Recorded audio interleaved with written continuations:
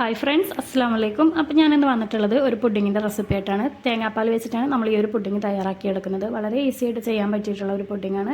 അപ്പോൾ നമുക്കിത് എങ്ങനെ തയ്യാറാക്കാൻ നോക്കാം.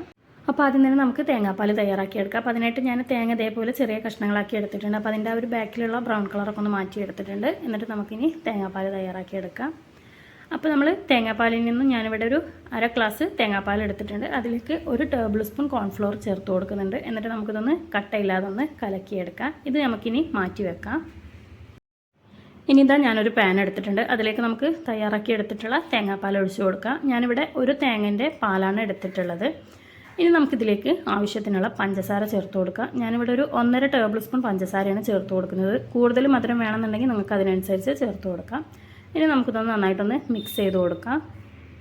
ഇപ്പോൾ നമ്മുടെ ആ ഒരു തേങ്ങാപ്പാലൊന്ന് ചൂടായി വന്നിട്ടുണ്ട്. ഈ ഒരു സമയത്ത് നമ്മൾ നേരത്തെ കലക്കി വെച്ചിട്ടുള്ള ആ ഒരു കോൺഫ്ലോറിൻ്റെ മിക്സ് നമുക്കിതിലേക്ക് ഒഴിച്ചു കൊടുക്കാം. എന്നിട്ട് നമുക്കിത് നന്നായിട്ടൊന്ന് വേവിച്ചെടുക്കണം. ആ ഒരു കോൺഫ്ലോറും തേങ്ങാപ്പാലൊക്കെ നല്ല രീതിക്കാനൊന്ന് നമുക്ക് വേവിച്ചെടുക്കാം. ഇപ്പോൾ നമ്മുടെ തേങ്ങാപ്പാലൊക്കെ നല്ല രീതിക്കൊന്ന് ഇവിടെ കുറുകി തുടങ്ങിയിട്ടുണ്ട്. ഒരു 2-3 മിനിറ്റും കൂടെ നമുക്ക് നല്ല രീതിക്കൊന്ന് കുറുക്കിയെടുക്കാം. ഇപ്പോൾ ഇത് കറക്റ്റ് ലെവലിലൊന്ന് കുറുകി വന്നിട്ടുണ്ട്. അപ്പോൾ ഇനി ഈ ഒരു സമയത്ത് നമുക്ക് ഗ്യാസ് ഓഫ് ചെയ്ത് കൊടുക്കാം. എന്നിട്ട് നമുക്കൊരു ബൗളിൽ ഇതൊന്ന് സെറ്റ് ചെയ്യാനായിട്ട് വെക്കാം. ഇപ്പോൾ ഞാൻ ഇതുപോലെ ഒരു ബൗൾ എടുത്തിട്ടുണ്ട്. അതിലൊരല്പം നെയ്യൊന്ന് പരട്ടി കൊടുത്തിട്ടുണ്ട്. ഇനി നമുക്കിതിലേക്ക് നമ്മൾ തയ്യാറാക്കിയിട്ടുള്ള ആ ഒരു മിക്സ് ഒഴിച്ചു കൊടുക്കാം. എന്നിട്ട് പുറത്ത് വെച്ചിട്ടൊന്ന് ചൂടാറിയതിന് ശേഷം നമുക്ക് ഫ്രിഡ്ജിൽ വെച്ചിട്ടൊന്ന് തണുപ്പിച്ചെടുക്കാം. പുറത്ത് വെച്ചാൽ തന്നെ ഇത് സെറ്റായി കിട്ടും. തണുക്കണം എന്നുണ്ടെന്നുണ്ടെങ്കിൽ നിങ്ങൾക്ക് ഇതൊന്ന് ഫ്രിഡ്ജിൽ വെച്ചിട്ടൊന്ന് തണുപ്പിച്ചെടുക്കാം. അങ്ങനെ നമ്മുടെ തേങ്ങാപ്പാലിൻ്റെ പുഡിങ് ഇവിടെ സെറ്റായി വന്നിട്ടുണ്ട്. നല്ല ടേസ്റ്റാണ് ഇത് കഴിക്കാനായിട്ട്. ഞാനിത് നിങ്ങൾക്ക് മുറിച്ചും കൂടെ ഒന്ന് കാണിച്ചു തരാം.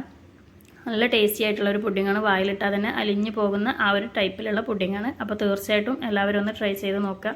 നിങ്ങൾക്ക് കാണുമ്പോൾ തന്നെ മനസ്സിലാകുന്നില്ല അതിൻ്റെ ആ ഒരു സോഫ്റ്റ് എങ്ങനെയാണെന്നുള്ളത്. അപ്പോൾ തീർച്ചയായിട്ടും എല്ലാവരും ഒന്ന് ട്രൈ ചെയ്ത് നോക്കുക. വീഡിയോ ഇഷ്ടപ്പെട്ടാൽ ലൈക്ക് ചെയ്യാനും ഷെയർ ചെയ്യാനും മറക്കരുത്.